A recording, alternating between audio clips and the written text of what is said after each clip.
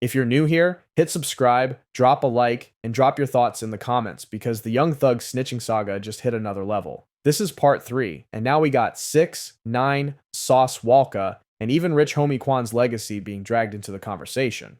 So let's rewind.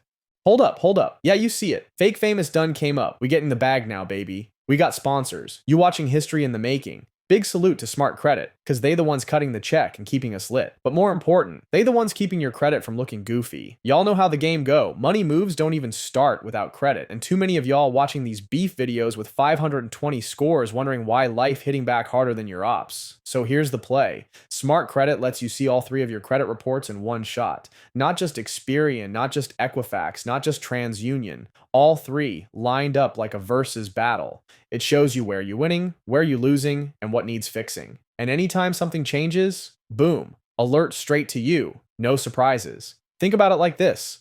Rappers beefing for clout, but the real war is financial. You can't win if you can't even get approved for a phone plan. With SmartCredit, you finally know the score, literally. And once you know it, you can play the game right. And listen, I ain't just talking theory. We built this whole Fake Famous empire off moves just like that. Getting the credit straight, turning it into leverage, and stacking. This is the real blueprint, so stop playing. Hit that link in the description, sign up for SmartCredit today. Every time you do, you not only level up your own bag, you keep Fake Famous alive so we can keep breaking down this rap drama for y'all. That's what you call a win-win. Alright, sponsor talk over. Back to the video. The fire really got started when Pee Wee Roscoe disrespected Wack 100 on Academic Stream. Wack's camp fired back by leaking more audio. One of Thug talking reckless about QC's P, and another convo with 21 Savage, where 21 was basically checking Thug about how he handled Gunna. And what that revealed is Thug didn't even really want to exile Gunna the way he did. He knew it was going to divide Atlanta. But once the snitch label got thrown on Gunna, it was Pandora's box. Thug went with the flow, and now it's circling back on him. That's where Wack 100 comes in. He's saying it plain, telling is telling. That interrogation tape where Thug sat with police for 2 hours, gave them his number, and told them they could call him if they needed more info. That's not something you can gloss over. The cops literally told him he didn't have to talk, and he still did. Wack says that's not honorable, period. Now 6ix9ine jumped into the mix, and you already know he lives for this. He basically said the industry is moving the goalposts. When he cooperated, everybody blackballed him, clowned him, called him the ultimate rat.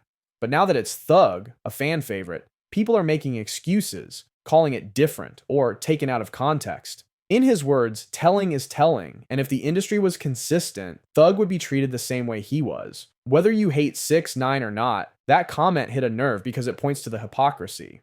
Then Sauce Walka came through with his own take, and he didn't hold back either. He said the streets blackballed him for calling it like he saw it. That snakes and rats are the same. They're slimy individuals who will wrong their own people to get ahead. And he argued Thug has been doing that his whole career.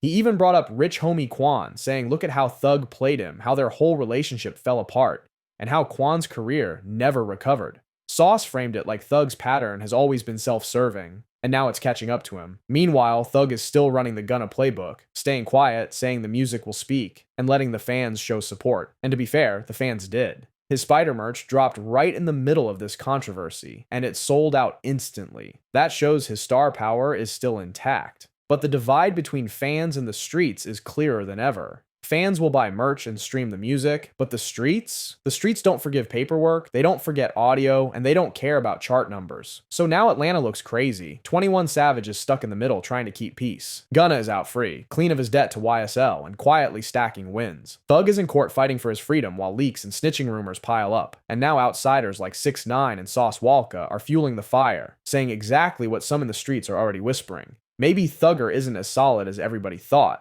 This is the kind of narrative shift that can change someone's legacy forever. Because if you think about it, Thug built his whole career on loyalty, on being the boss who stood tall. If that image cracks, people will look back and question everything, from how he treated rich homie Quan to how YSL split apart with Gunna. So here's the real question. Are the streets officially turning on Thugger, or will his music and brand save him the same way Gunna turned it around? And do you agree with 6ix9ine and Sauce Walka that hip-hop is being hypocritical by giving Thug passes they never gave anyone else?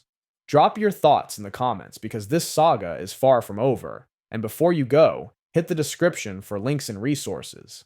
This is Fake Famous, breaking it all down so you don't have to.